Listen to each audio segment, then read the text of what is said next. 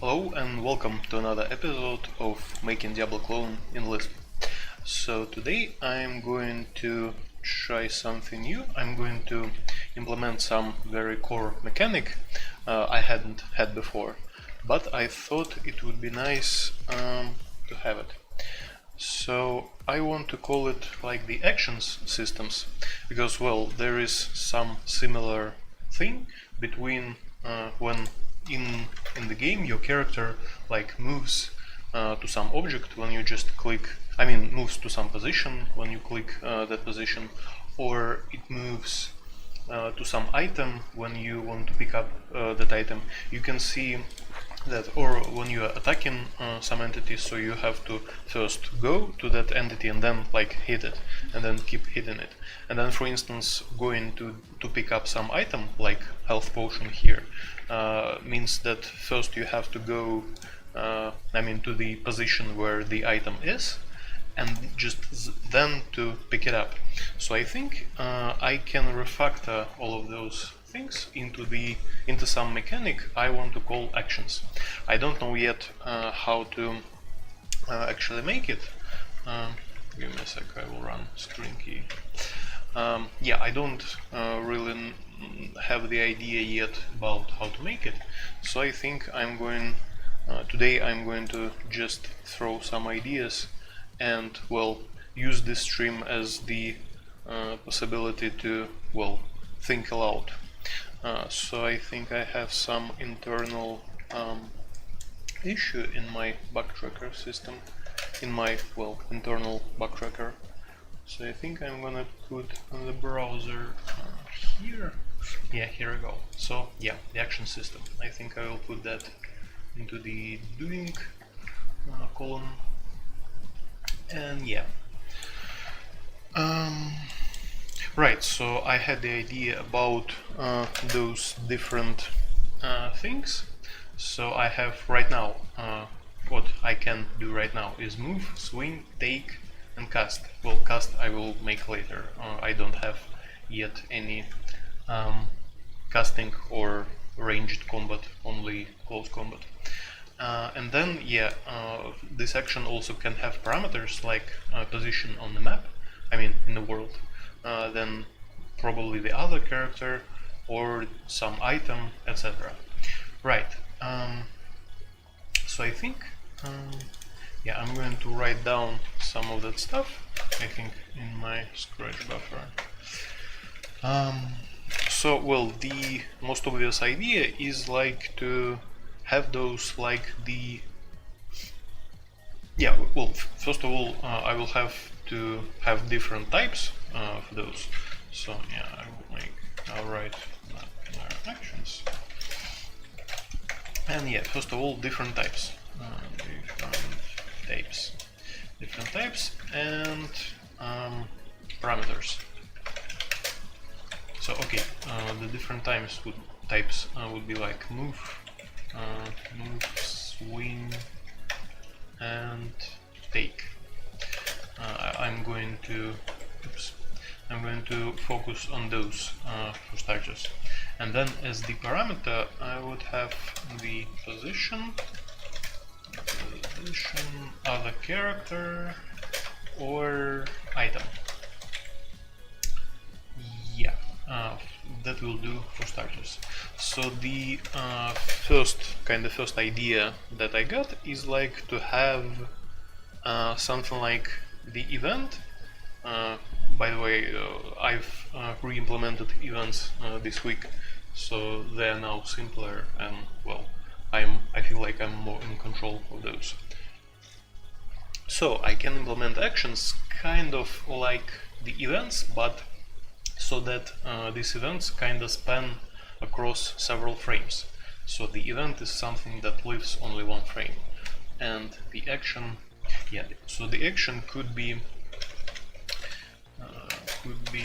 like event that spans spanning across multiple frames. Hey mate, no, you still can donate. I still haven't set up anything yet. I think I'm going to release 0.2 version, which will be well, at least something playable. And then probably I'll try and set up Patreon if you insist. Yeah, so those actions could be event like events. Could be like events spanning across multiple frames.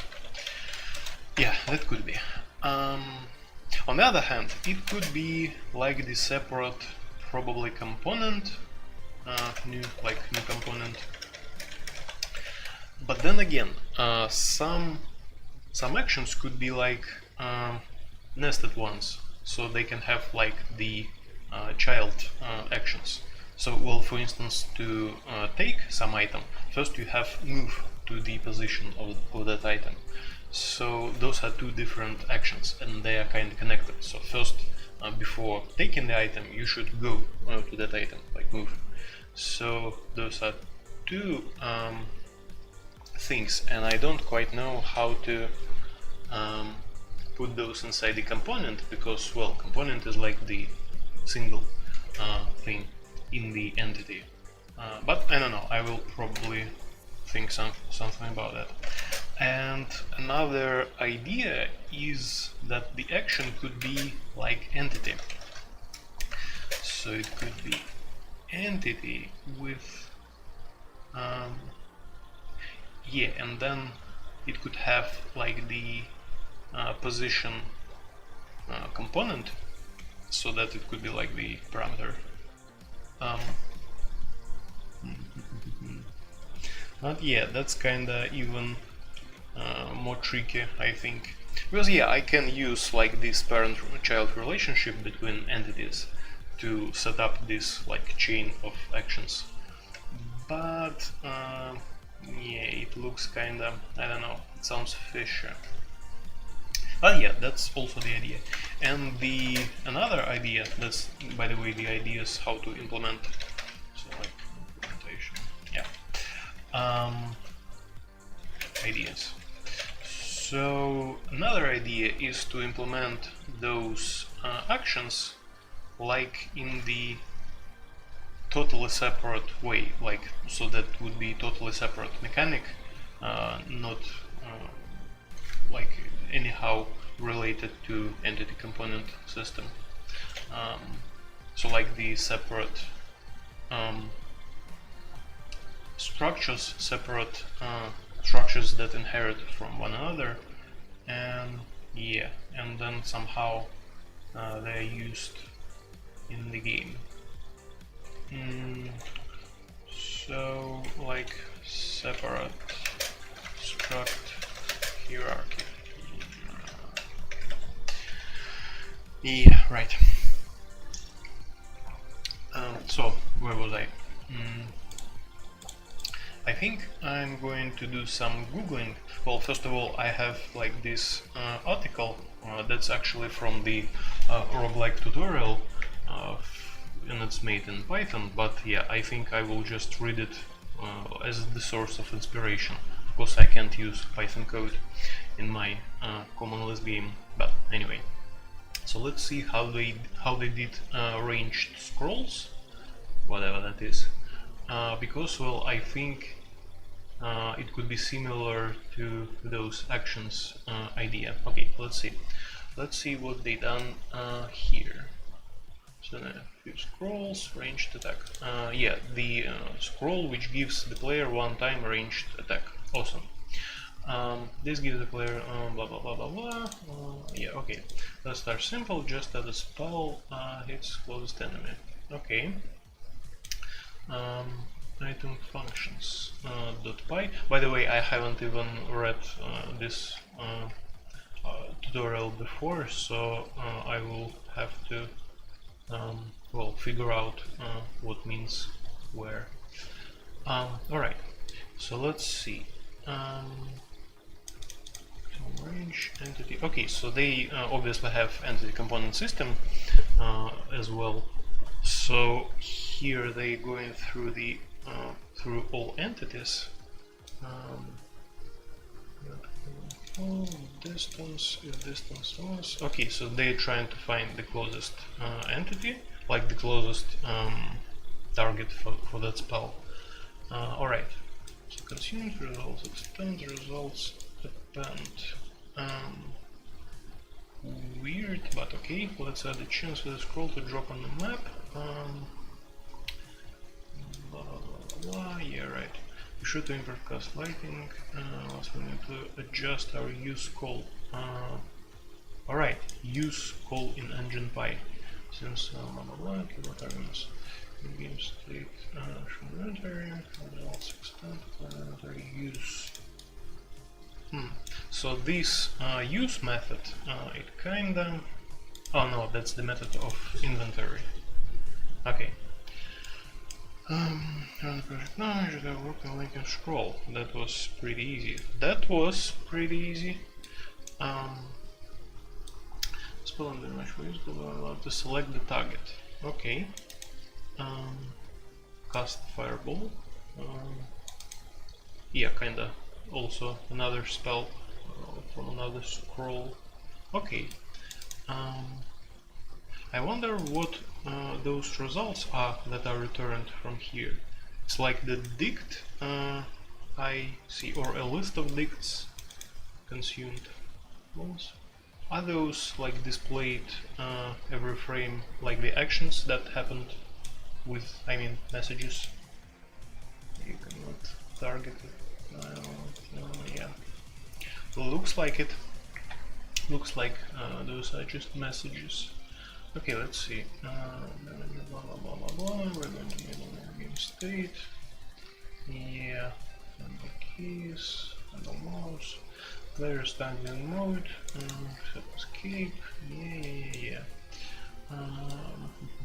Select the target. We can add the attribute to the item component, which will tell us. Should also add the message. Targeting message, because of setting the values, and I can the number we don't have to change the items on the mate. Okay, we need to change use function inventory. Well, technically that's a method, but okay. Item use result get consumed. Okay. Now let's modify the agent to handle the result type. Targeted. Player turn result. Yeah, looks like here in that tutorial those scrolls are kinda very separate mechanic from ECS. It's like this. They have this like player turn result, which looks like dict. And yeah, it have some like different things, which is kind of a sort of late binding, I guess, which is interesting, but I don't think I can use that in my game. Okay, let's see. Targeting message log. I can select an item. Let's do something left and right clicks. If the player left clicks when targeting, we'll activate the use function again. Stay with the target variables. If the right clicks, we'll cancel the targeting. Okay. Add the following to make the target consideration alert. And also add the fireball scroll to the map. You'll need both cast fireball and message. Change working distance function to entity. Okay, have a project now. You should have a function fireball spell. Wow. The player can get damaged by this spell if you cast it too close to yourself. Yeah, that's fun. That's definitely fun. Confusion. Okay, I think I got the idea. Cast confuse. Yeah, right. So I will scroll back to the beginning. So the idea here is that those scrolls are kinda separate thing. Okay.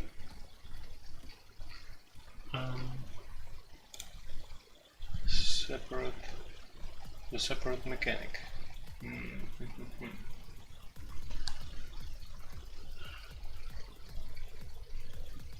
Alright, I have this Google query, so I think I will, try to read something about those actions, because, well, that's not like the unique idea. So I think someone, oh yeah, that's kind of terrible. My dark mode works quite terrible. Yeah, sorry about that white thing. Alright. Define actions, slowing down our proper ECS. Okay. Actions are broadcasted to systems as stateful events. Yeah, that's exactly my idea. Well, at least one of them. Like this one, the first. Alright, looks like that's this guy kinda have kinda the same idea and same problems as I do. Okay, the systems decided they are interested. If so, they acted in realm of competency. System pulls system falls, systems invalidate the action. If you break some system specific constraint, trying to move while being in combat will be stopped back on the system and will get some move action. This cancellation will broadcast to that the systems can never familiar. This, however, means that all actions are hard-coded. Because of the ECS library I'm using, it will be very hard to write the system's logic in a scripting language, for example. The system's logic. Okay. That's mainly because the entity composition is queried many times. The other approach would be much more scripting-oriented. Entities have an actions component. Yeah, I also thought about that. That's basically my second idea. Okay, containing a list of actions. Yeah, the list of actions. I think I can go with that, but then again, first of all, performance reasons, that would be not very nice, well, considering the CPU cache and all, and yeah, but that's kind of doable. Okay, let's see. Containing a list of actions, the entity consent. Actions can be hard-coded or loaded from scripting files. When an event is produced somewhere, eventually it will reach action system that relays it to all entities having an actions component. Wait, what? The event will reach action system that relays it to all entities having an action component. Okay. The event is presented to each entity, and each action which may or may not be interested in it, consume it, or invalidate it. Yeah, let's not forget that I'm writing in common Lisp, so I have this awesome clause system, which is common Lisp object system, which is kinda awesome actually. So I think I can probably use something like that. Something like dispatching on several things, like I did in events, because, well, in events I actually have this event queue. So I have this generic and then the method process event, which I can, well, it have by default empty implementation, this one, but I can how do you call it? I can define it for every system I'm interested in and for every type of event I'm interested in.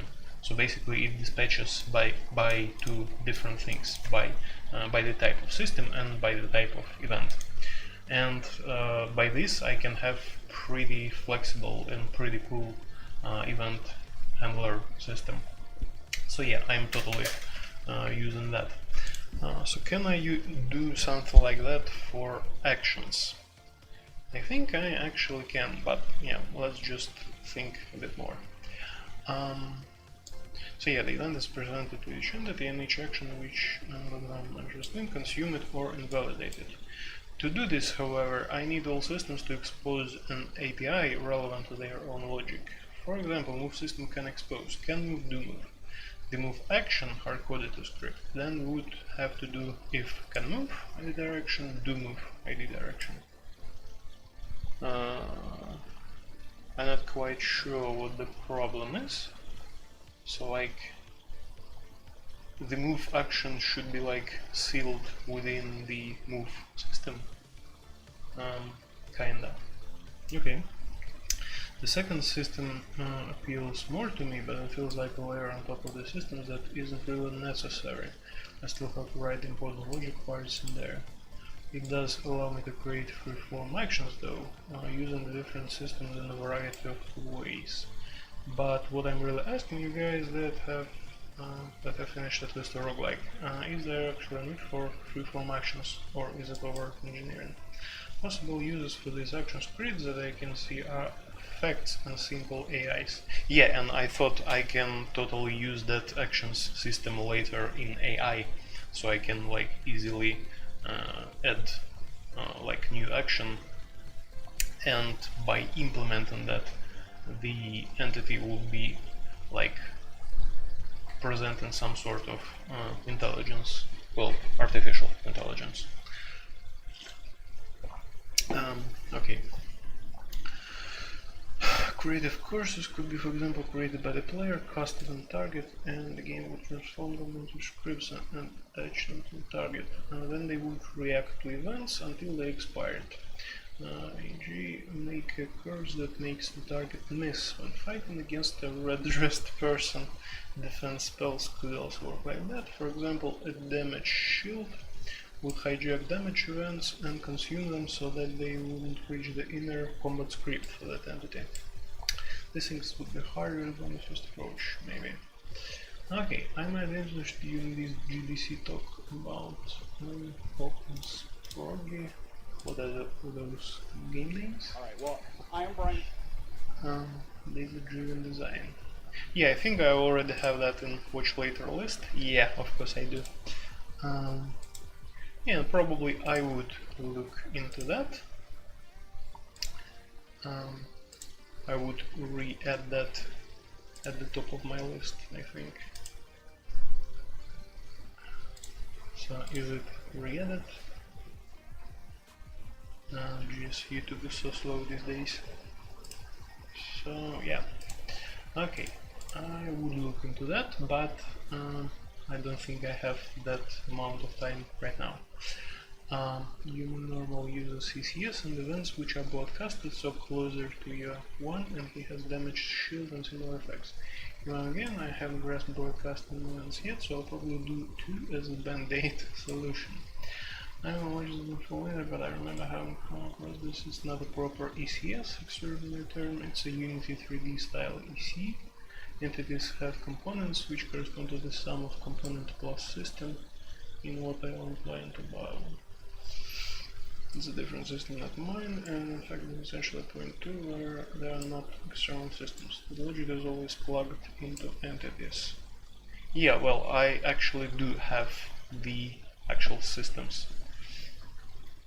which can store like state, like some global variables, and well, they can have different methods. So I think I'm closer to like proper ECS. This is good for cases I listed, for actions in general, let's say, but bad for inter-entity work.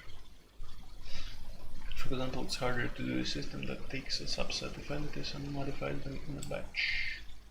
Wait, what? To do a system that takes a subset of entities and modifies them in a batch. I have no idea what that means.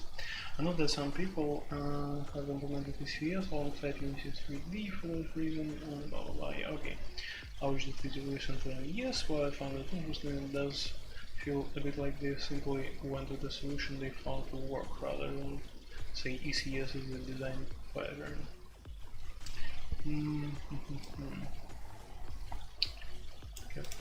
The state kept purely the components and updated by the relevant systems. Yeah, that's kind of my thing. Runs also state in components is essentially two ways of skinning the same cat, since it's really just data about this thing happened, so something needs to deal with it.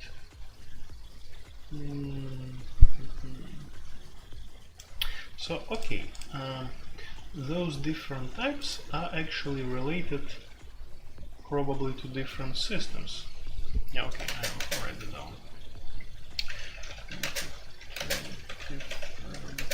Systems. So obviously movement related to coordinate system or character system, swing is related to combat system, and take to the item system.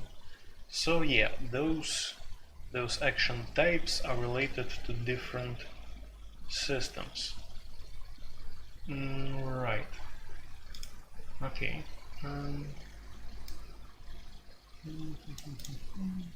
Same with time sliced actions, where each player has a speed. Then each turn simply becomes multiple rounds of updating the same systems. What the message is close to helpers. Yeah, right. Try to do this, yes. Yes. Puts all the code into systems and then puts the systems into the game loop. Yeah, that's exactly what ECS is. I recommend you create systems for each single task or behavior in one location and then execute them in a defined order. That's to keep your app deterministic. Okay.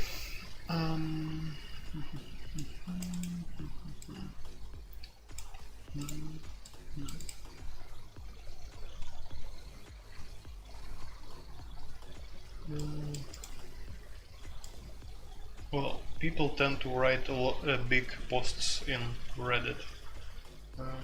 I don't even have enough patience to read them. I wonder how they have enough patience to write those.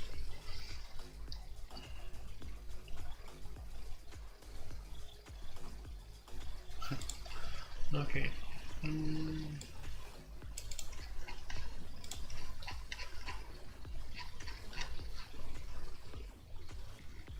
How do I move NSW in ECS? What is NSW?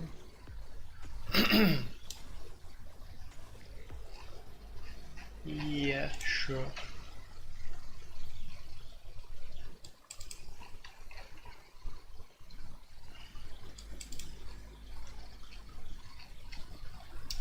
Alright, let's try and read some Google results a bit more. Sections. Let's look at that.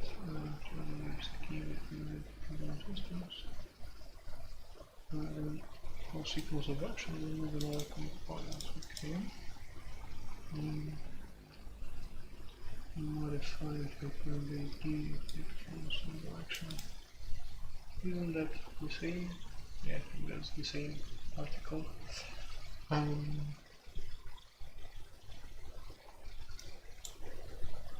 Is that C#?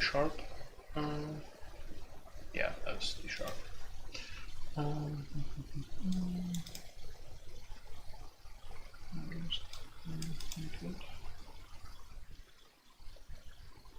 Actions. Something that runs continuously and performs actions on every entity that has a component with the same facet the system manages. The system. Yeah, okay. Alright, let's see. Implemented a turn-based game in an entity component systems with specs task. Okay. So what about actions? Actions equals current player decides what to do for action, player does action. Okay, probably I should search for singular. Then each action they could do is probably a component that's only present while they're doing that action. And for a sequence of actions they'll need another component. They're just not as nice as on high level abstractions. Okay. Oops. Go back.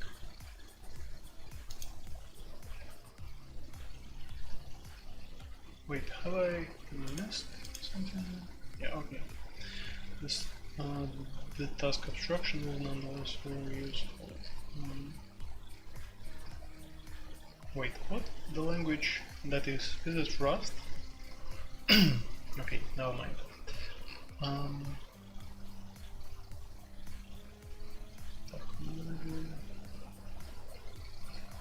yeah, probably I don't want anything named task manager inside the code of my game.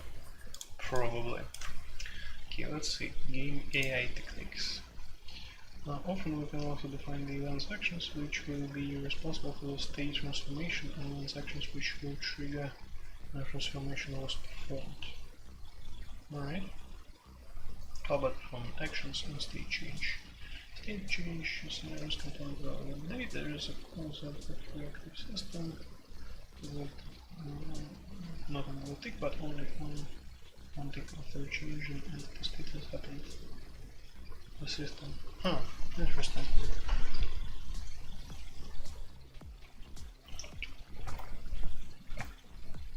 Yeah, so about that, that's totally different idea. That's about events.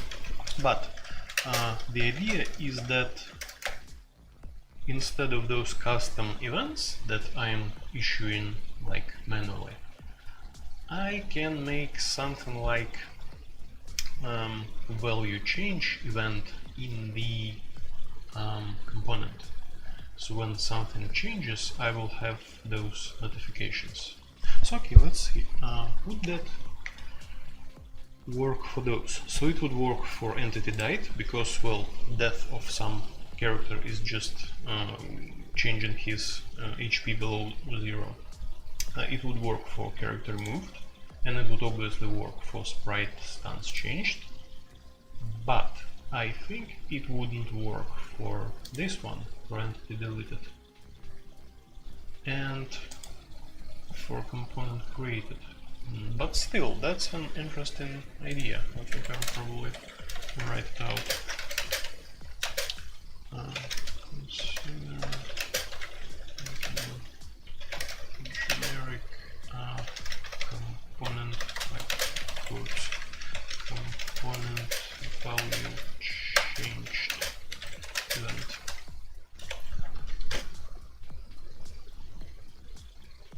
Yeah, so doing that component will mean that I would have quite a lot of events, but probably it would kinda simplify things.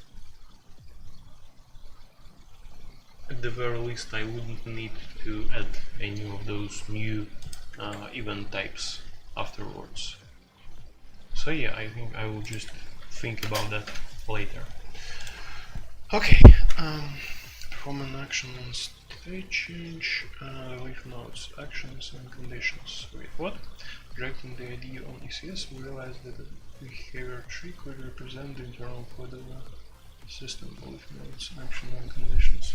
Behavior tree could work directly on the entity world, or a copy of the values from the entity world. Okay, so that's about like integrating with the AI subsystem, and this actually talks about behavior trees. So yeah, okay. Let's start with state machines. Wait, I think I already read this. Yeah, I did. Okay. Right, that wasn't very helpful. Okay, let's see more on Reddit. Systems integration.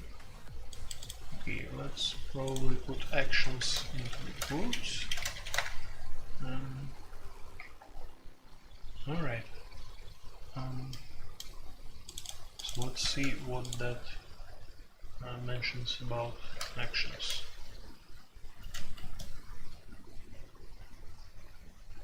No one uses, come on. Carry out any work action goals. The goals will be then fed into another system, for example, one based on group. That one is like, I read about that goal-oriented planning system or something like that. Alright. The list of actions. About system adjustment of actions. Okay, let's see. Actions such a movement have an energy cost of the different entities are walking around and have a different energy cost of movement and each time. Oh,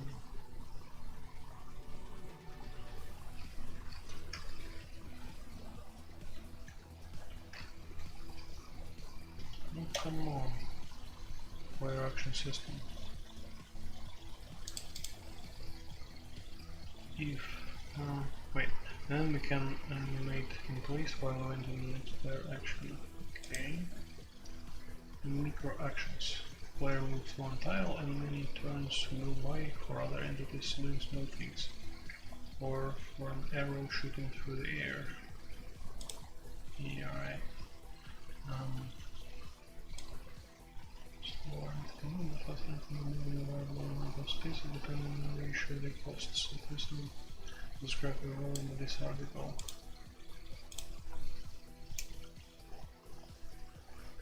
Turn-based game. Alright. I don't actually have anything turn-based. Yeah, and I think I haven't read that. Thinking how we will result a system that handles all different entity actions, every different way of jumping, flying, attacking. Scares me a lot of which class comes with methods. I'm considering using the components as the enum structs, select and implement the different logics, the same kind of components put in the flow through the each switch within the system. Yeah, that's not how you do PCS. Depending totally different components vary with different kind of action, and therefore tons of different systems which handle them. My primary concern here is that I think I will require many systems used for the interaction jumps. That's probably more than 20, many of them would handle one single entity the player. Alright. Don't think of a component for each individual behavior, think of a component as encapsulating a whole range of behavior which is shared between objects. Well, that sounds good. But the idea here is that I can even abstract those things away. I can make those actions which I can use as a building blocks, for instance for AI, or I can connect them to the player inputs or to something like that. You want to have all the different jumps attacked and weapons and fire can for a single component. Rated down which type of jump to distinguish each fighter. Okay.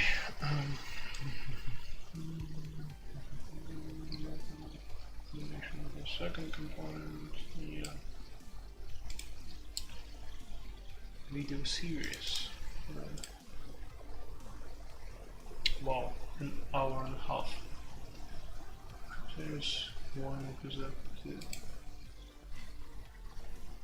Once a series of workshop recording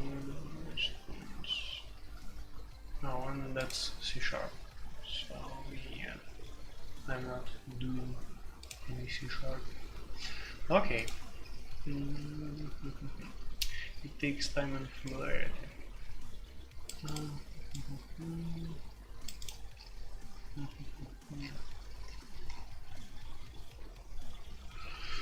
All right.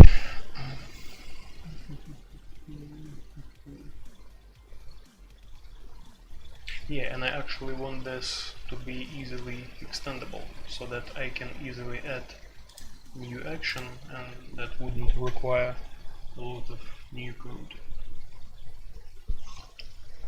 Or rather, touching code in a lot of different places. Okay, so I think I will try and write some sort of like outline how that would look in all of the different implementation ideas. Okay, so let's say let's first enumerate those. Alright, so I think I want to start with the second one. So in second approach, the new component, I would have some system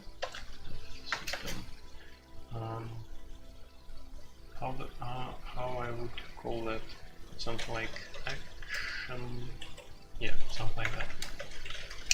And then I would have the component called an action. Yeah, and the thing is, different types. Well, first of all, I have different types of actions, and then every different type has different parameters. Yeah, that's not very nice.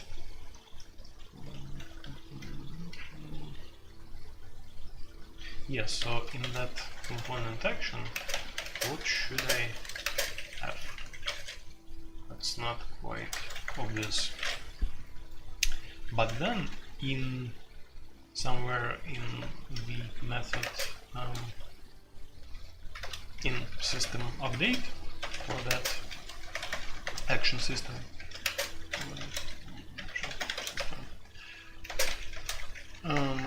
what I would do, I would just, oh, that's a lot of spaces. I would just go on all actions with that helpful macro of mine. I will just go over all actions, and then for each action, what I would do, I would have to execute every action somehow.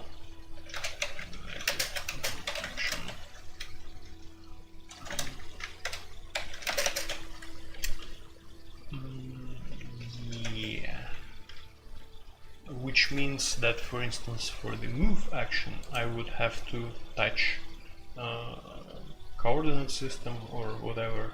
For swing, I will have to touch combat system. For take, I would have to touch item system, etc. So again, that's not very cache friendly, and it means that I would have to write probably some sort of a switch, case with different types, which basically means that I would have to make some sort of manual dispatch, and that's not what I want to do. So it becomes manual dispatch, manual type dispatch, and that's not very good. That's not good at all. And it's not quite obvious what to put in every component, in every action component, because, well, they're different. So let's get back to the first approach. So in the first approach, I would probably have those different actions as the structures, because, well, I'm not quite using classes because, well, performance. Right, so I will just write the struct form. So I would define like the move action with its like its own slots, like what would they be? Target X, let's say, and target Y. And then I would write another structure. Well, probably I would inherit all of those from some basic action, but anyway, those would be different. So the another one would be like swing action, which would have, like, I don't know, target entity maybe, and then take action, which would have again like item entity. So yeah, so far so good. And then probably I would have some basic struct, some action, which would at least have like the entity it belongs to, at least. Entity it belongs to, and then like those should be included here. So I don't quite remember the syntax for def struct, so I would just write it like that. Action, that one. Yeah. Action. Right. So I do have the types and the parameters covered. That's good. So, so how do I apply those? Well, first of all, I think I would need some sort of queue for those actions, because, well, they are persistent across across frames. And yeah, by the way, I want also those to have like parent-child relationship. Yeah, okay. So, how do I store that? Well, the first idea is like to have here like parent parent action. Yeah. Right. So would that be nice, or probably I can store them in queue, like actions queue, which would be probably global array or something, global vector, sorry, and every item of that global vector, every item probably would be a list of those structs, action structs, and those lists would kind of comprise the parent-child relationship. So if some action is later in that list, it would be like dependent on the previous ones. And for like singular actions like simple movement, it would be just list of one item. Yeah, so which one would be better performance-wise? Okay, I'm not quite sure yet. Let's go further. So how do I process those? So in every frame, I would call some function. So it would be something like process actions or something. Process actions. Yeah. So in that function, I would go over those actions queue, and for every action, go over actions queue, and for every action, execute. So how do I execute an action? Yeah, I think for that I would have to have some sort of generic. So it would be called execute action or something. Yeah, I'm terrible at naming, so probably I would rename that later. So it would take just an action instance, and would do something. So I would define methods for every different type of those things. Yeah, and probably I would also have those defined in every system. So for instance, move action would be defined in coordinate system or character system or whatever. Swing action in combat system, etc. Take action in item system, blah blah blah. So yeah, that way the code would be like well, more coherent. Alright, so for every action I would need to just call execute action. Right, and also I need a way to remove that. Actually, I have to have two different things. So first I would have to wait to remove. Yeah, I should put it here. Way to remove action from queue. And second, I need a way to add like child action.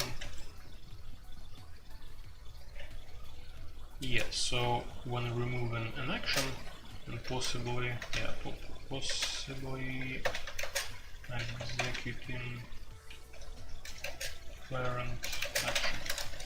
So when the child action finishes, it launches the parent action. And yeah, I need a way to add that child action to queue. Child action for specific action. I mean child action of specific action of another specific action. Alright.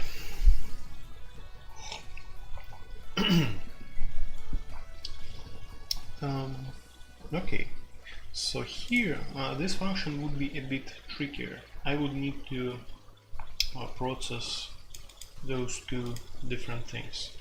So like removing the action and adding a child action.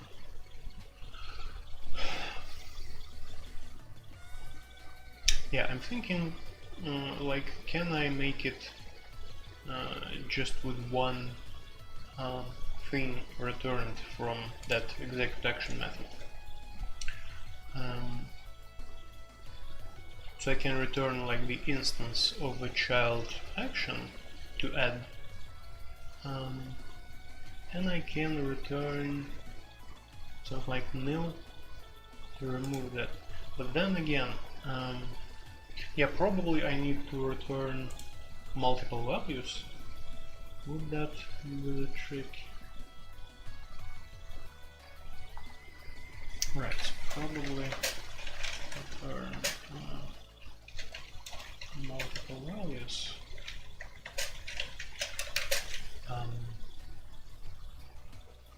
Boolean indicating need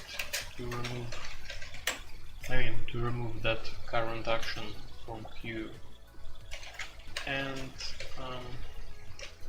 another value in multiple values would be a child action to add or nil. I don't quite like using multiple values for that, but here it looks kinda, it kinda fits, I think. The only thing is probably I want to swap those, or do I? So they need to remove, and then yeah, probably there is no difference here, so that will do. Okay, so here I need to check return value and either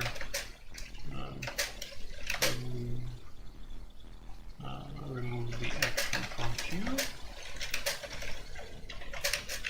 or rather and or add child action.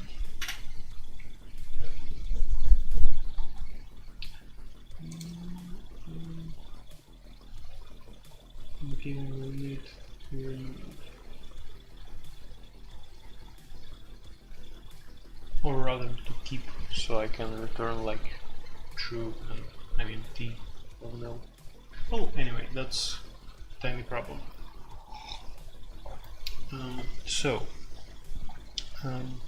I would either remove the action or add the child for that action.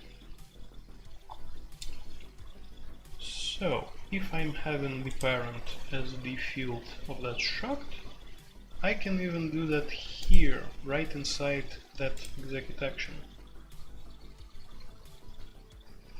Oh.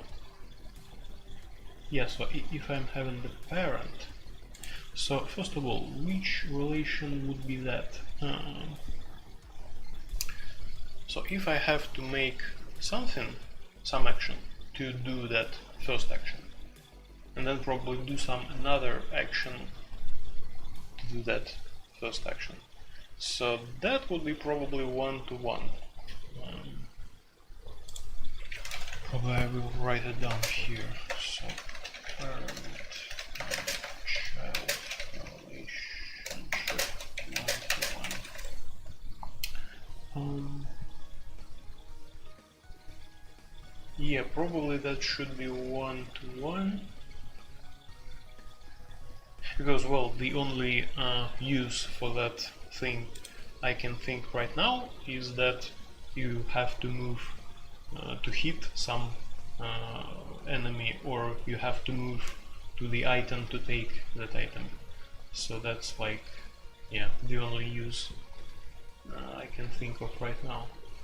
Okay, so if I'm having a field, a parent as the field in that action structure, what can I do here?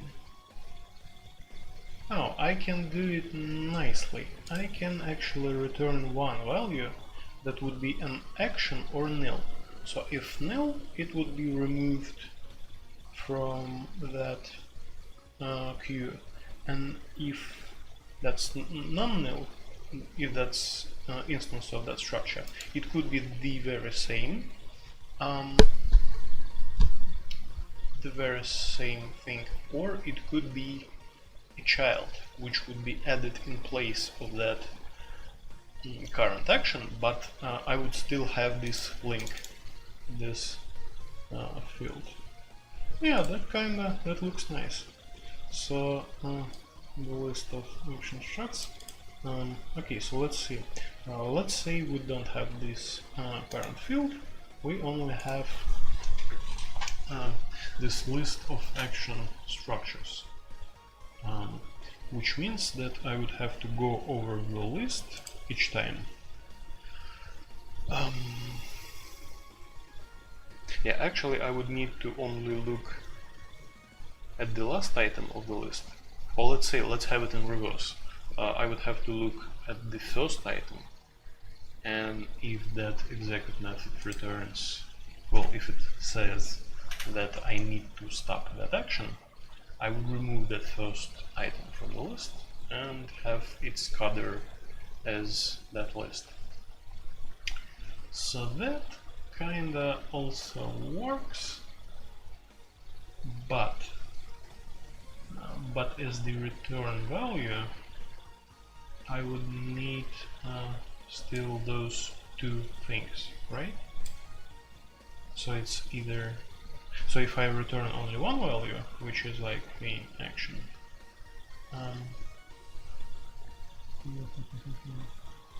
yeah, and anyway, that lists wouldn't be very performance friendly, I think.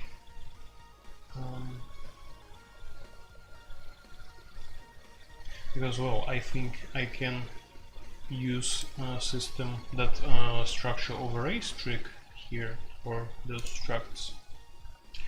So yeah, I think I will go with that parent field in base structure, not with the list of actions.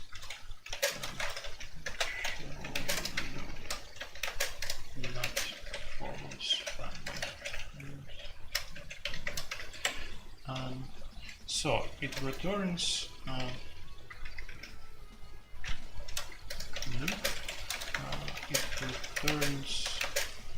an action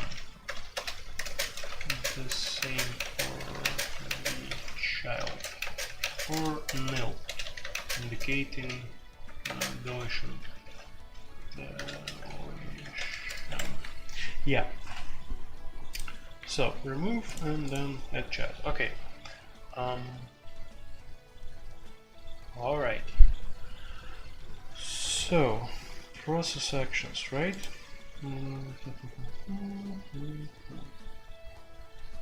Okay, so I think this kind of works. This will work. The only thing is, yeah, I can't save that. Okay, so the only thing is, can I use structure of arrays trick here, the one that I'm using in components? So yeah, I have this def SOA macro. Structure arrays with name, slots, and corresponding accessors. Structure of arrays. Yeah, right. So the question is, can I reuse that SOA here?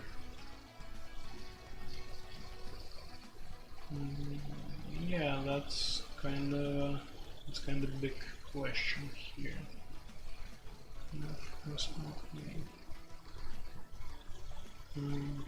So it defines the structure and it defines the accessors.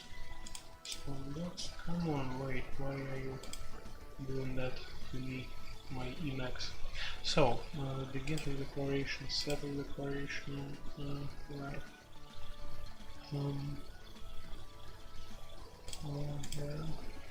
Yeah, okay. Right. So those are growable vectors of those fields. It actually doesn't make sense outside of the scope of components, because those arrays of different actions would be different. I mean, this queue would have the different structures, different action structures in it, which means I can't use this SOA trick exactly here. But I think I can have like separate separate arrays for each type of action. But I'm not sure this will help me a lot.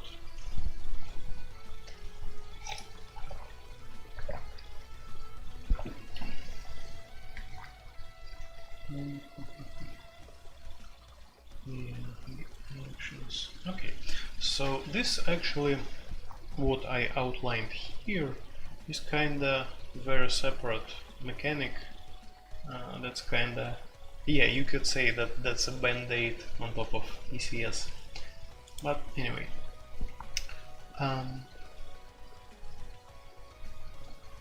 so the bad thing about that compared to ECS is that it's not quite that performance friendly in terms of CPU cache usage, because, well, in those global arrays there would be those structures, which is another memory reference, and then to access, for instance, those fields, you would have to make 2 memory hops, which is kind of a lot.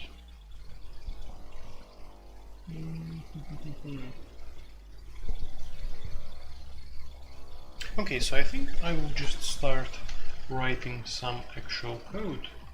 I'll probably just copy that and then figure out the details by the way. So I think I will call that something like actions.list.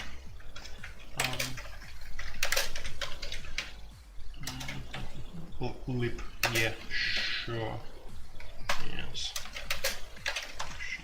Come on, yeah.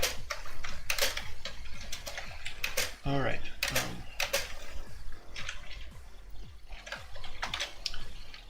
All right. So I would need to have some basic structure. And once again, I forgot the details for the struct macro.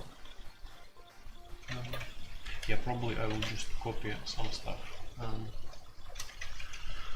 So it belongs, every action belongs to some entity. Yeah, so it could be a player entity, it could be some mob, it could be anything. Yeah, well, mostly that would be either player entity or some mob entity. Okay, so the action, yeah, I think I need to copy something from here, maybe, yeah. So, the constructor, do I need to override that? Probably not. So, I also don't need this prefix, sorry, but I don't need a copy function, and I don't need a predicate, because, well, why would I need that? Okay, so then I have those fields, yeah, and docstring, the base structure. So the entity would have the default as invalid entity, which means I have to make this file dependent on entities. So, okay, let's go to ASD file and add it here. Yes, so in alphabet it will go actions, yeah, here. So it will be come on, actions, and it would depend. Wait, what? Okay, so it would depend first of all on entities, because, well, invalid entity constant. So it's defined in entities, therefore it should be dependent on that. So it has the type of xnum, and then we have a parent, which would be by default nil, and it would be of type action. I wonder if I can do those recursive structures in Common Lisp. Let's see. Yeah, it compiles. Cool. Okay, struct action. Okay, that will do. So where was I? Then I would need to define all those different things, which means I would need some sort of macro, which I try to avoid, but, well, sometimes you have to. So it would be called something like the def action. It would take a name, and it would take the slots as the rest. Slots. And probably documentation. So, okay, let's go to components and just copy dev component definition. Oh, no, dev component kind of quite hard. Probably let's go to events. To event queue. Yeah, I want something like that. So name, slots, and keyword documentation. I wonder if I can have them both, like slots as the rest arguments, and then documentation as the key in separate lambda list. Can I have that? Oops. Right, so nope. Expected lambda list keyword at key documentation. Alright, keep your secrets. So let's have floats as just a list. Okay, so def action. This would do def struct. So it would define the structure with that name. Should it have the action as prefix? Yeah, probably that should. symbol locate. Come on, symbol locate. Name and something like dash action. Yeah. So that's the name. It would include an action. It wouldn't have copier. And it wouldn't have a predicate. No. By the way, do I have something like that in events? No, I mean in event loop. Event queue. Yeah, I do. It kinda looks similar. Okay, I will just copy that stuff here. No, extra parentheses. Yeah. So documentation and then just slots. Yeah. So I think that's basically it.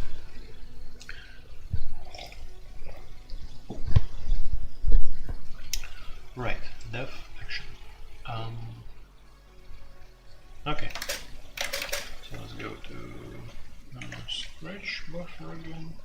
Alright, so I would need this generic.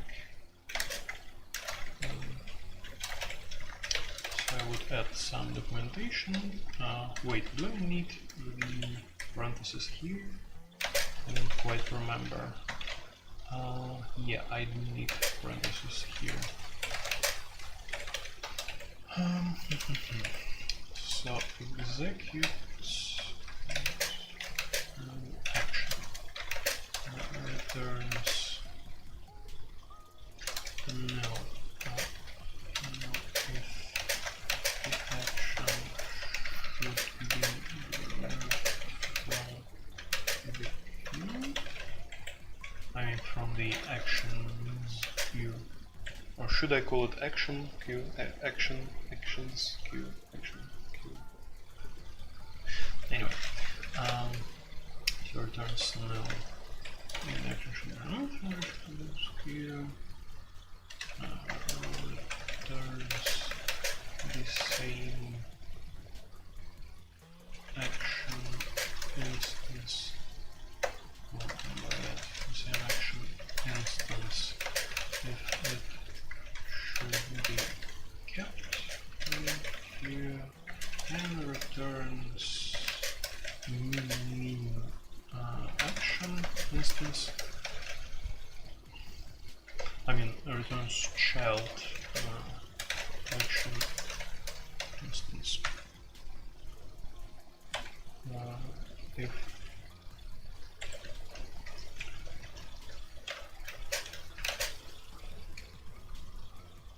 child action instance, if that action needs, how do I formulate that? If that action, okay, so it returns child action instance. That action needs another action needs. It does not necessarily need that action.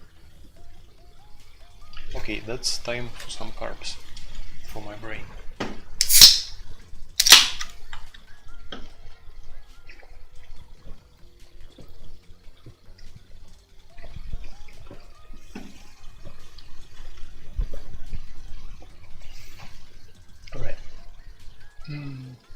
So, returns the child action instance if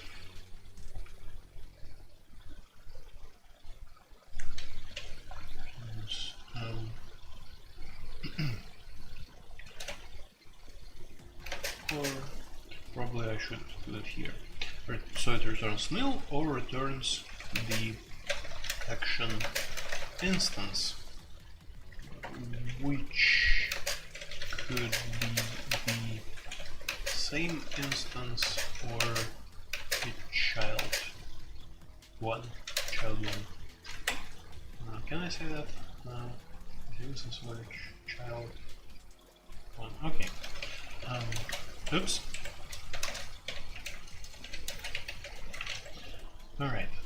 There's no other action from the action queue on the action instance, which could be the same instance or a child one. Okay. So that's execute action. then I need some queue. I think I will copy the definitions from event queue. No, not that. That one. Exactly that.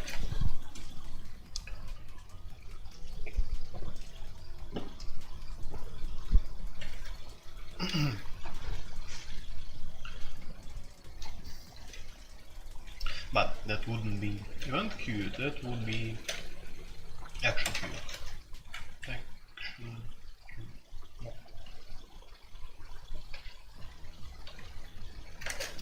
And by the way, oh, I haven't defined here the type, so probably I should do that.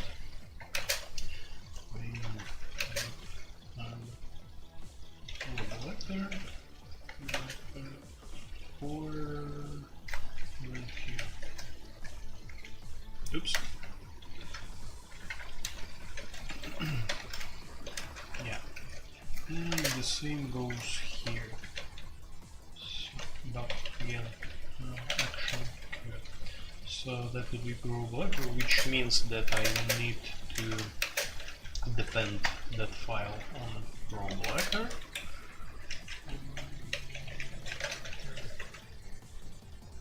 Yeah. Okay. So action queue, right? And then this process actions function, which will be called at each frame. Alright, so in that one I would go over all actions and try and execute them. Alright, so what was the function? I called it like do global array. No. Okay, let's see. To like traverse all the stuff in the vector push.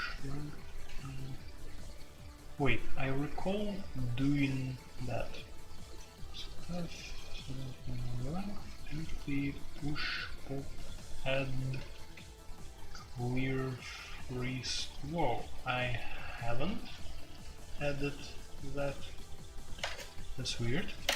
Okay, how did I that in events? Event queue. Oh yeah, I have written explicit loop.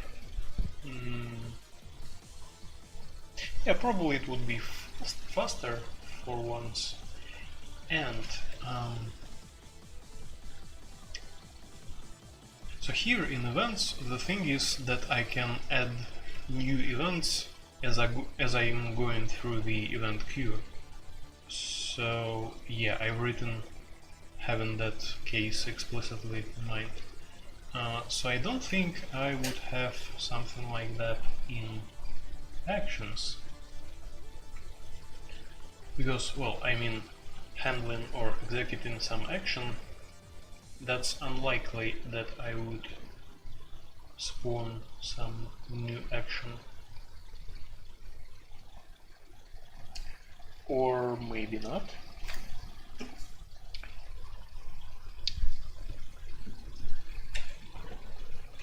Okay, just in case, I will replicate that idea here.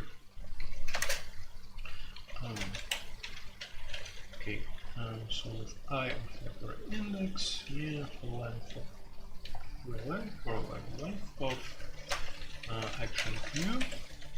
So while I less than length, we get the action.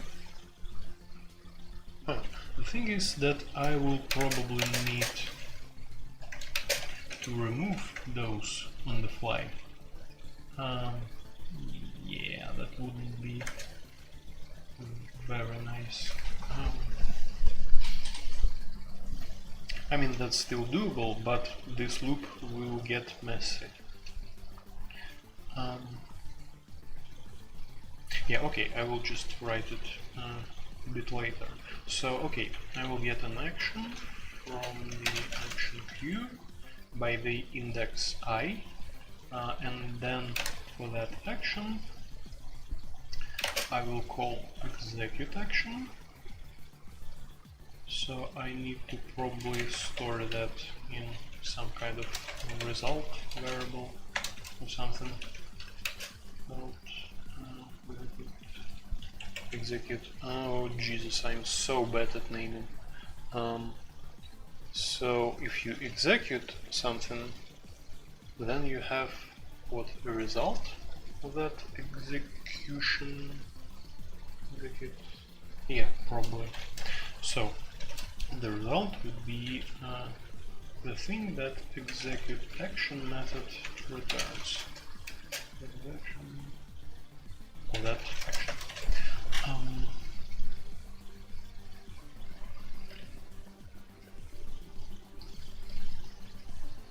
By the way, probably I should also put a definition of a body of that execute action here. Or maybe not. Yeah, probably that's a bit too much. Okay, so the result. I have the result, and then I need to check it. Okay, so there could be different situations. Probably I should use cont. So if this result is nil, so it's not result, that means that I need to remove that. Yeah.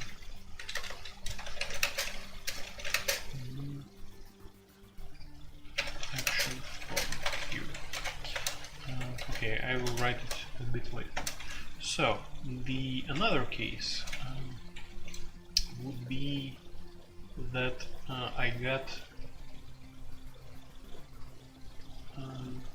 yeah, so two another cases would be that this is the same action instance, and that's then when there's different instance, like the child of that action. So if that's the very same instance, I actually don't have to do anything. Yeah, but if that thing is different, then I need to put it in place of that thing. And here I need to check that parent. So possibly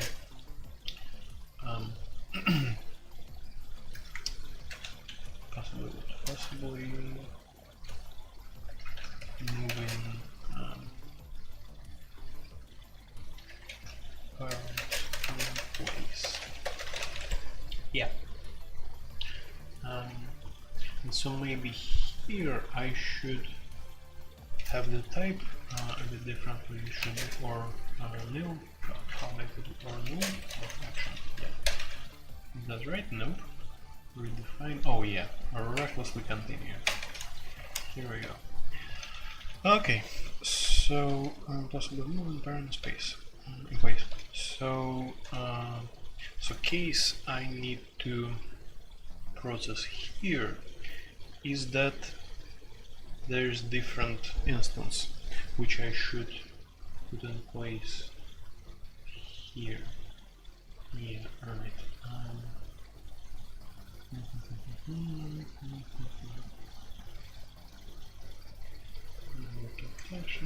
Yeah, this generic looks a bit funky.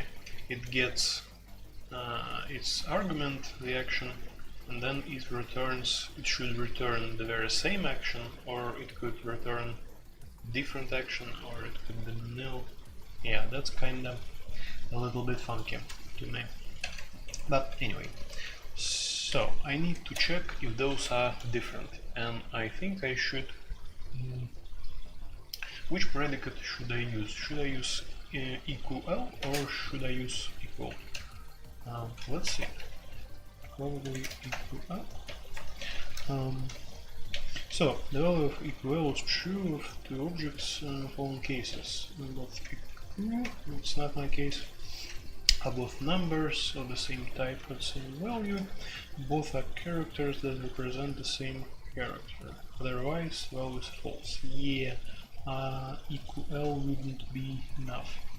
So I think I should use equal then.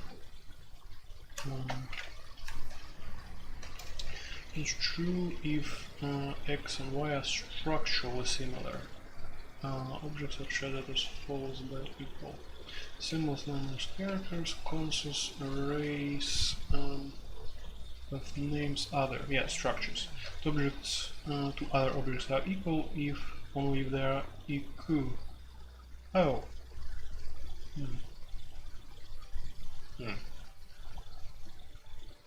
Well, actually, if I'm checking if that's precisely the same object, I can use equal here, like that's this very simple one.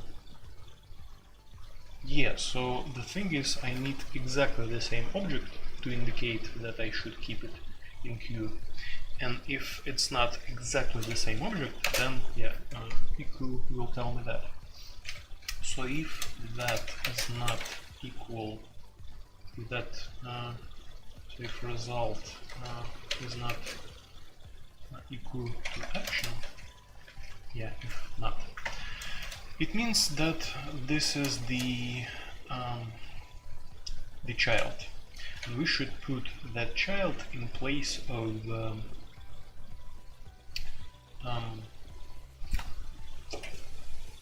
we should put that child in place of that object. And also, do we need to explicitly add to explicitly set this parent here? So I can do that in every execute action.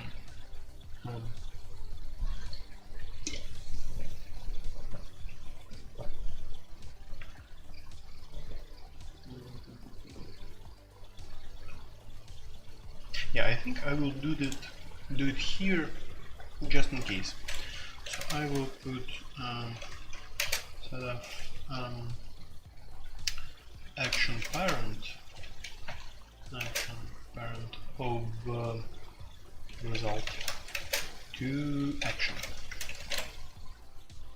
Yeah, right. And then I would put it back to the queue. So I would put it in place of ref of action queue. Come on, action queue in the index of I. Set f to result. Yeah, and I can splice those setfs to one. Okay. Set result, setf to action queue. Alright. So this means we put that thing in place of its parent. Okay, that will do, I think. So then we add this let and continue the loop. So that's basically it. Okay, so now to the hardest part. The hardest part would be to remove that action from queue.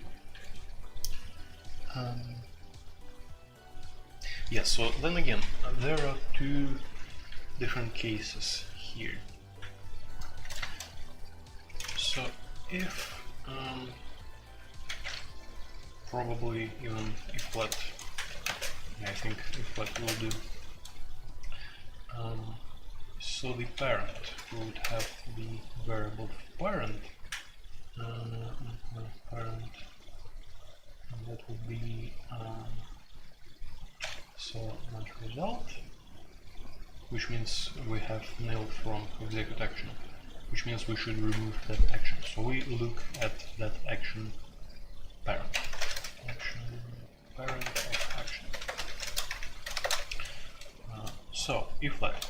So if that one isn't nil, if that is true, then we just should put it in place of that. So we set up that thing here to the parent. Yeah, that's the true case. Let's put it here. And in false case, we should wipe it completely. Because, well, it hadn't had the parent.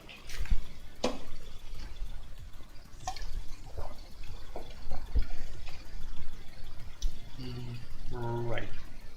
It hadn't had the parent. So do I have anything to remove an item from my global vector? Yeah, and the thing is that I probably don't. Yeah, that's bad. Oh, I do have hope. I think that will probably do. Removes and returns element with index from global vector. If index of last element. So, index.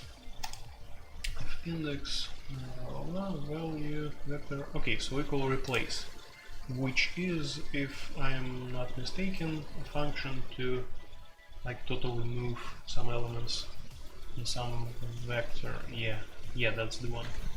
So it just moves all of the elements, which isn't very nice in terms of performance, but I think here it's kind of relatively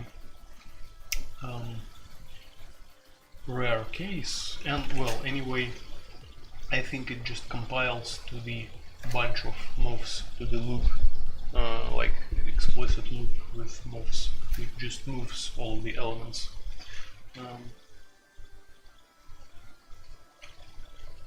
Well, with regards to those indices. So yeah, I think that will kind of do. Okay, so global vector 4.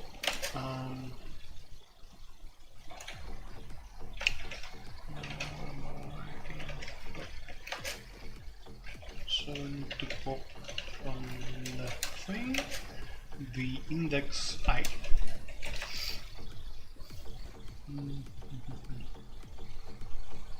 And the thing is that we should decrement this index I to go,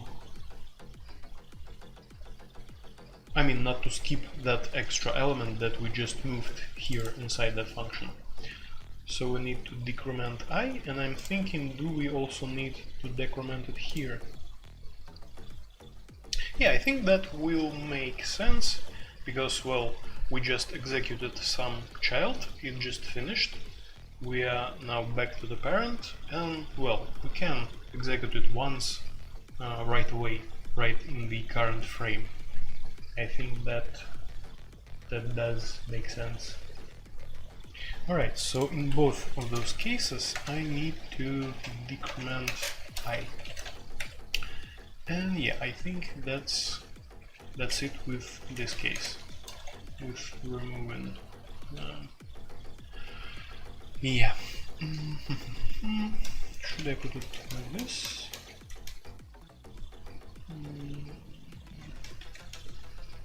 Yeah, probably not. Okay. Not result, we do this. If not equals, we do that. If it equals, we just do that for the external action. I mean, for the, how is it called? For the side effect. Yeah, that's the term here. Okay, and I think that's it with that process actions function. Okay, let's switch back to Scratch, and yeah, I think that's all of my outline. Alright. So,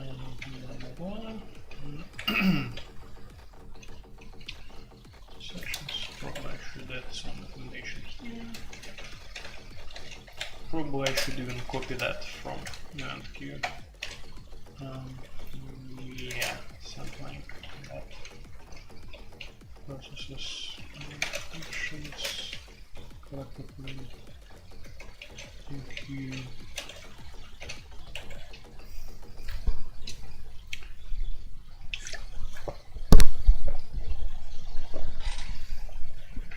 Right, so I think I will add that to the actual code, I mean the call to that, probably after the events. Yeah, that kind of makes sense. Process actions. Yeah, right. And I also need to put that to depend B2 kit on actions.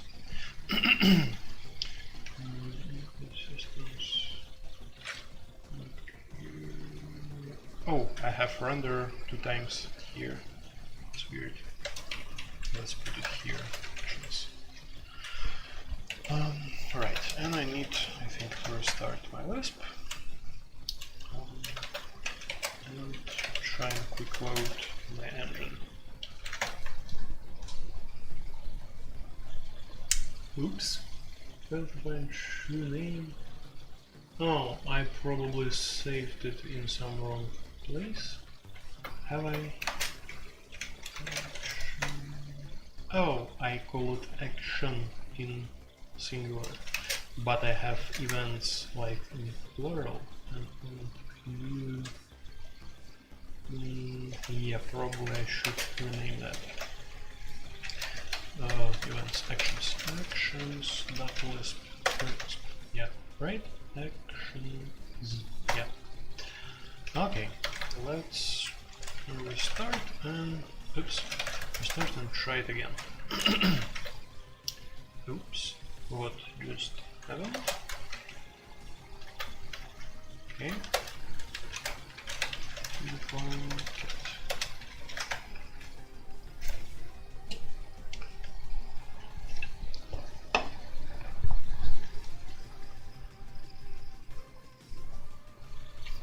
Okay, and let's see if that still works. I think it should still work, because, well, I have just one extra function call, and it just processes an empty queue. Yeah, right. So everything still works. Yeah.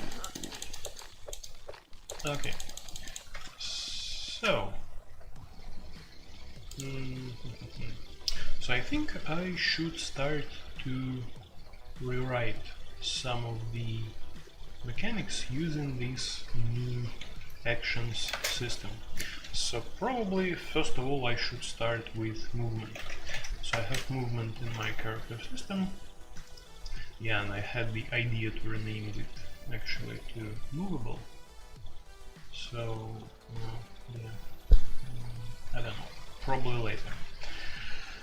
Okay, so the idea is to oh wait, maybe I should rename it to movable. Nah, later. So okay, the idea is to replace some of that code with the with that action. So okay, first of all I will define the actual action here, which means that I should depend it here on that file. So I should depend character system. Where is it? Here, yeah, character system on actions. So systems queue actions. Oops. And yeah, now the line is too long, and it's too long also like that. So yeah, something in those lines. Okay, so I will define an action with the name move. So the slots. the actual initial idea was to replace and, well, to move some of the stuff from the component itself inside of those actions. What's wrong with my indentation here? Oh yeah, definitely. It's not quite that good. I mean, in Slimy it's done differently, and in Sly, yeah, so Sly does not know about my manual macro. That's not very good. Okay, so yeah, probably I will indent that manually later. So the action move. So it will have those targets, and actually I think I can move quite a bit of code from here to that action, because, well, I have that stuff in system update here, where I'm checking if I should still move. So yeah, somewhere here I'm checking those targets. Yeah, I think here. So I'm calculating the angle via the arc tangent, and then, yeah, some math trick going on here. So probably I would move quite a bit of that code inside of the action. Probably. Yeah, well, that thing is tightly intertwined with other systems, at least with sprites. So it checks current stance, etc. And even sets it here. And even checks if stance is incorruptible here. Yeah. I think that's the case for the pain animation. So when you are hit, you can't move anywhere. Right. So yeah, I think probably that should simplify the code, and, well, that was the initial intent for all of that actions system.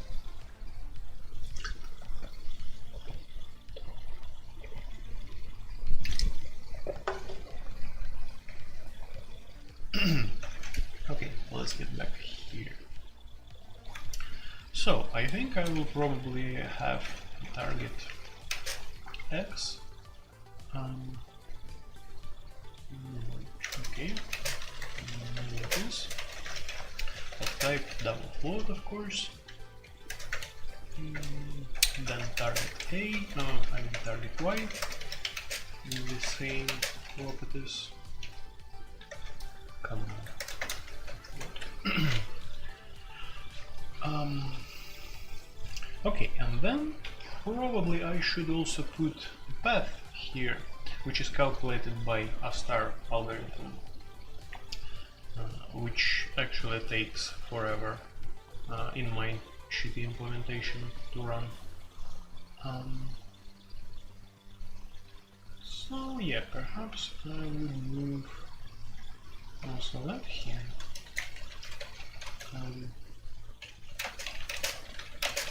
So I will need later to move target X, target Y, and path. Right now I don't have the guts to do that. Yeah.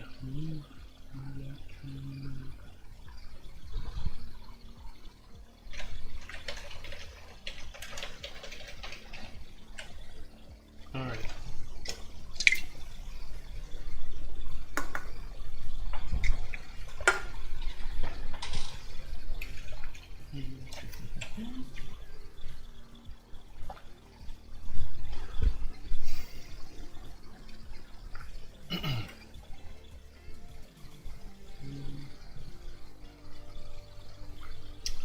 Yeah, and then I would need to define the actual method to do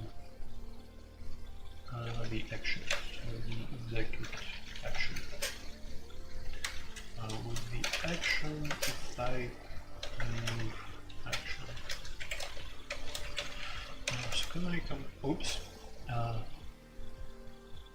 Why? Oh, probably I need some parentheses here. Yeah, I think I do. Oh, what? Too few elements. That's fine. Oh, yeah, the documentation. I think that's kind of required. Okay, so let's go with the documentation then. I think that should be like a separate lambda list like that. And yeah, that's the action for movement. God, I'm so bad at naming and describing the things in English.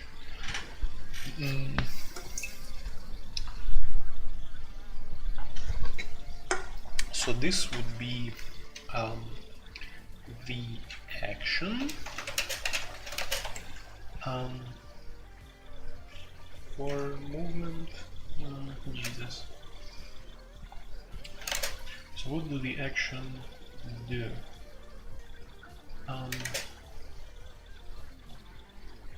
Okay, I will go like that. Action. Just, yeah. It's as good as it gets. Okay, so what's wrong now? Exactly 3 expected by that. 5. Oh yeah, I think I do need the parentheses here for these slots. Yeah, just like that. So let's see to what this macro expands.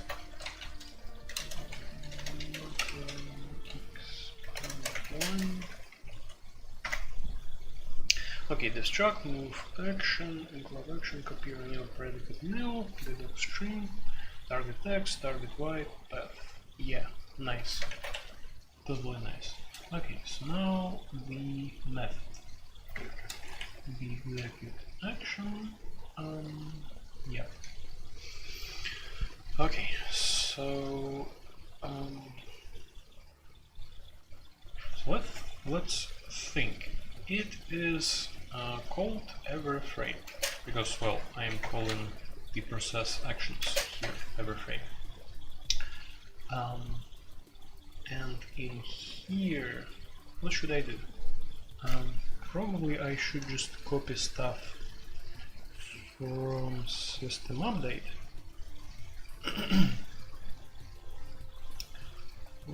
But I mean, how many of stuff do I need?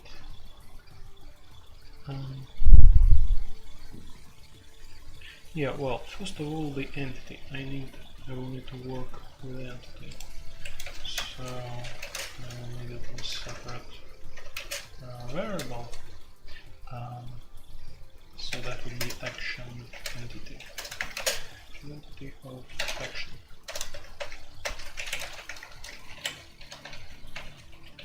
Yeah.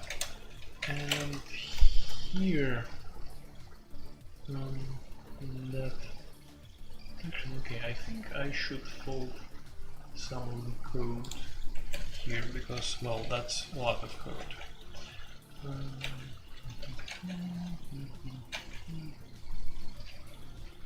Yeah.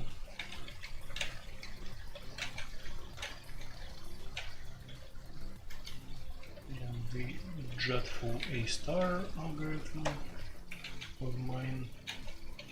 That's a lot of code.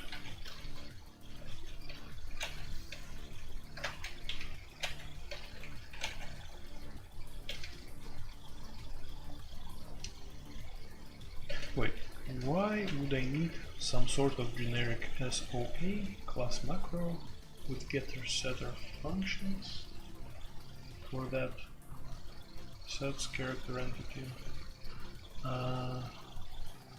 New movement target. I don't quite get it. Probably I was thinking about, well, the performance of getting of those path points. Yeah, something, I think something like that.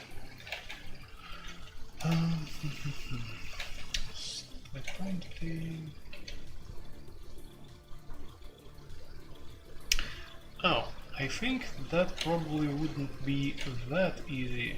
Yeah, by the way, that's the system update. I think probably this refactoring wouldn't be that easy because, well, all of those things, all of those functions, they just call, well, they just change some of the fields of that component. They change target X, target Y, they change path, etc. Insert character target, they kind of calculate the path through a star and change it here. So by moving those things, by moving those fields into the action, I kinda losing the control of those. Because, well, how do I get an action by given entity? I don't have anything for that in my actions here. So that's just the action queue, and well, I can't go over that each time I need to change something. Okay, that's a trouble.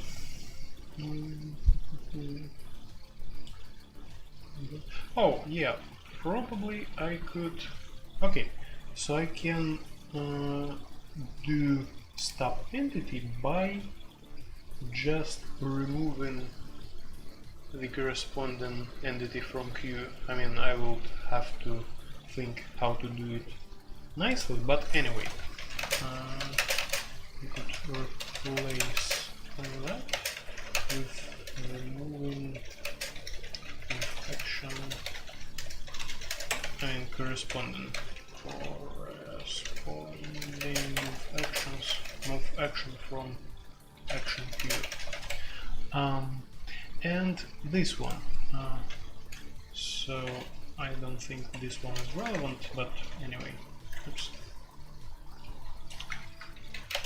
So the trick here is replace that with creating, with creation of new move action, and well, putting that to the queue. Putting it in the action queue. Okay, cool. So, yeah, system draw would be a bit harder to make because, well, in that I'm doing the debug drawing of the path. So yeah, I'm going through the path. Where is it? The cross path, yeah. So if I'm still moving that info inside the action, it would still be hard to do. Oh, I think I can probably store a reference to an action inside the entity. I mean, that's kinda double link there, but yeah, probably that will work. But yeah, I don't quite like that idea. So probably I should think about the way to get the action from the entity.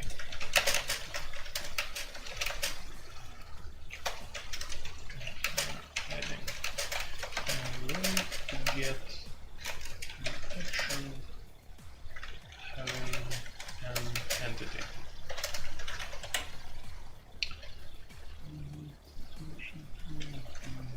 Yeah, and those actions could be different, so I can have even several different ones. Yeah, I will have to think on that. So, if I'm moving that here, where else I'm referencing target? Okay, probably I should unfold everything. How do I open folds R? Okay. so target X. Let's see where am I using that.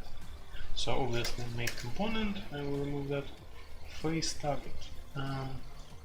Okay, that's some helper.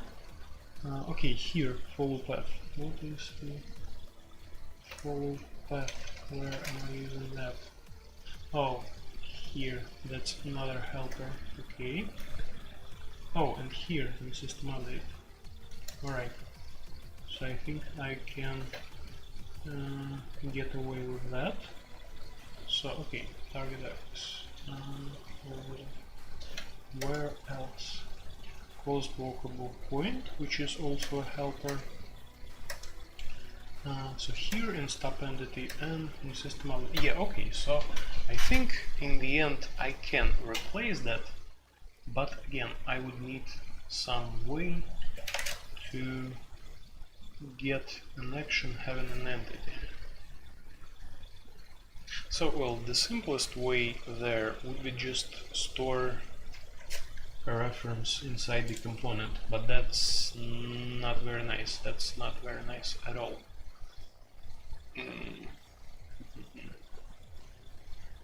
So probably I should have sort of bidirectional mapping between those. Wait, why do I even need an entity here? Well, besides having it here.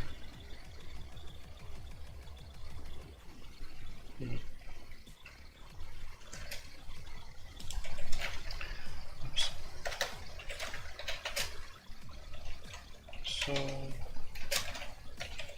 perhaps store in a different way, like for every entity.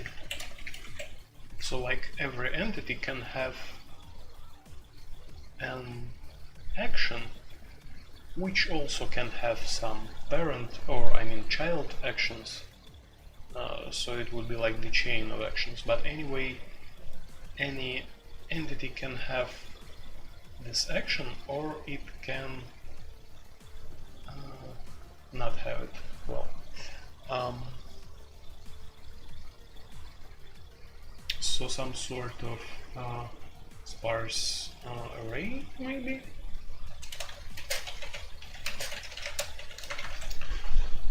But yeah, the trouble here is that there could be different types of actions.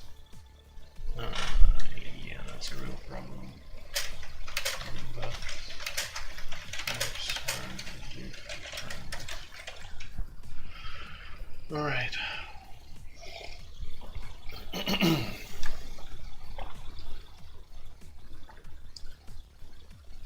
Yeah. Sparse array. So yeah, the sparse array would be really nice, only if the type would be the same. The parent. Okay, so I can probably remove. So probably I still can store in that sparse array those structure instances. I can obviously remove this field with entity because, well, there would be no need in that. Still keep the parent field, and then there would be different types. Yeah, so again I lose the ability to have some structure of arrays, performance strict, because, well, again, different types.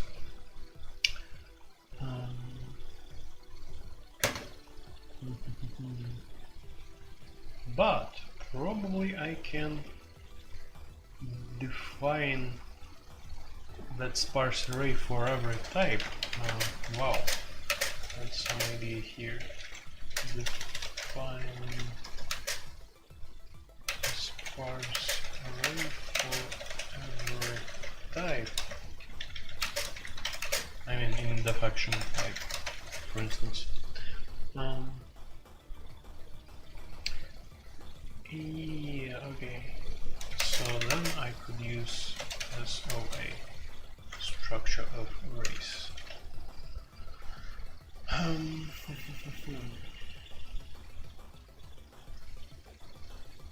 Right, so this way I would have bidirectional link between the action and the entity, so I would have the ability to get the actions of any given entity, and in the reverse way I would get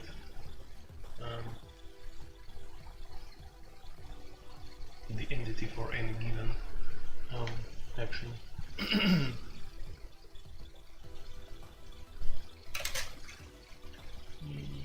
Right. So here I probably need to put system update. All right.